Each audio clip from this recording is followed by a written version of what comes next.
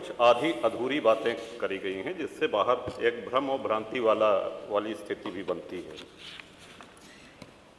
श्रीमान, जैसा कि हमने महामहिम राज्यपाल के अभिभाषण में कहा था कि प्रभु श्री राम की चर्चा सर्वाधिक हुई, बहुत अच्छी बात है। डॉक्टर लोहिया को मानने वाले लोग भी ये मानेंगे कि डॉक्टर लोहिया ने जन सामान्य को भगवान श्री राम के आदर्शों पर चलने की प्रेरणा देने के उद्देश्य से प्रतिवर्ष रामायण मेले का आयोजन किया करते थे। डॉक्टर लोहिया का ही एक ये बयान था कि बाबर, गजनी, गोरी, औरंगजेब लुटेरे थे, रसखान और रहीम हमारे पूर्वज थे। श्रीमान, ये बात यहाँ पे इसलिए कहना आवश्यक हो रही है कि पिछले कई दिनों से हम देख रहे हैं कि माहौल बिगाड़ने का प्रयास हो रहा है। हल्द्वानी तक का उदाहरण दिया गया इस हाउस में।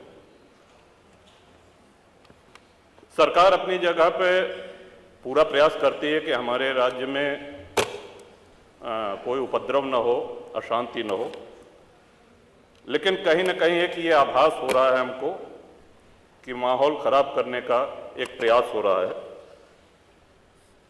बात की गई श्री राम जन्मभूमि की, साक्षात भगवान श्री राम ने अवतार लिया।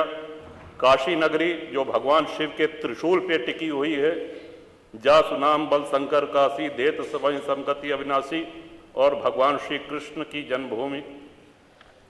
श्रीमान, स्पष्ट है ये दीवाल के ऊपर शिखर तोड़ करके गुंबद बना देने से ये गंगा जमुनी तहजीब नहीं होती।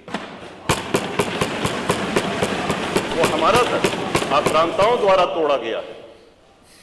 और एक और भ्रम फैलाया जा रहा है, जो व्यास जी के गुफा में जो पूजा हो रही है, वो पूजा अनवरत सैकड़ों वर्ष से चलती आ रही है। ये बात बाहर जानी चाहिए श्रीमन। अनवरत सैकड़ों वर्ष से, इस पे सन 93 में स्थानीय प्रशासन ने रोक लगाया, किसी न्यायालय ने रोक नहीं लगाया इसकी पूजा पे।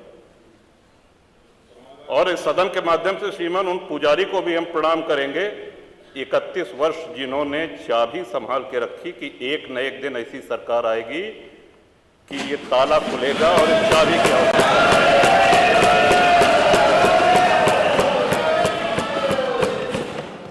अल्लामा इकबाल, फिर वही होता है कि आधा अधूरा बोल दिए जो है पूरा बोलना चाहिए।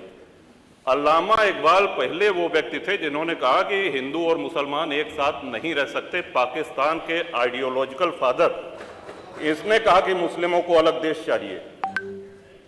जिन्ना को रास्ता बताने वाले, जिन्ना को उकसाने वाले, और पाकिस्तान के पक्ष में भारत के मुसलमानों ने वोटिंग करी, जिसमें 98% लोगों ने कहा कि हिंदू और मुस्लिम साथ साथ नहीं रह सकते।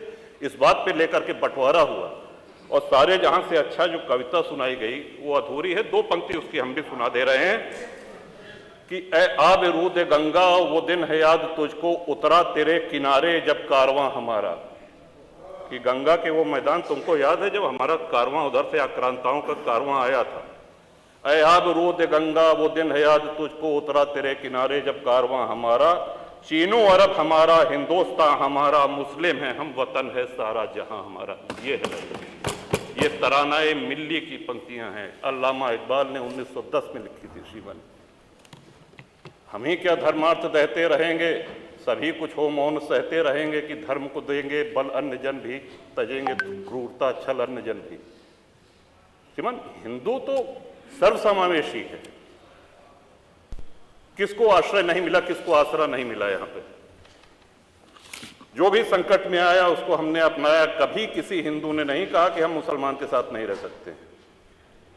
उल्टा जब बंटवारा हुआ, धर्म के आधार पर हुआ, पाकिस्तान बना, जो मुस्लिम वहां जा रहे थे, हिंदुओं ने उनको रोकने का काम किया कि आप रहिए हमारे साथ, भाई भाई बन के रहिए।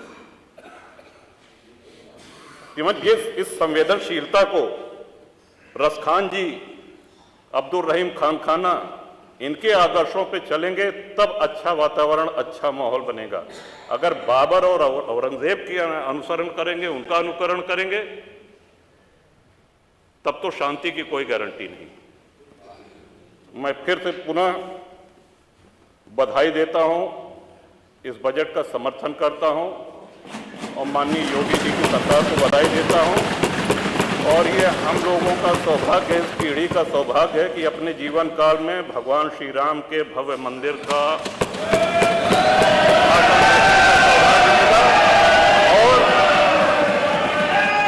मेरा ये भी मानना है कि आदि शंकराचार्य के बाद अगर कोई सनातन उत्थान का और हिंदू उत्थान का कार्य कर रहा है तो श्रीमान नरेंद्र मोदी जी। बहुत बहुत धन्यवाद।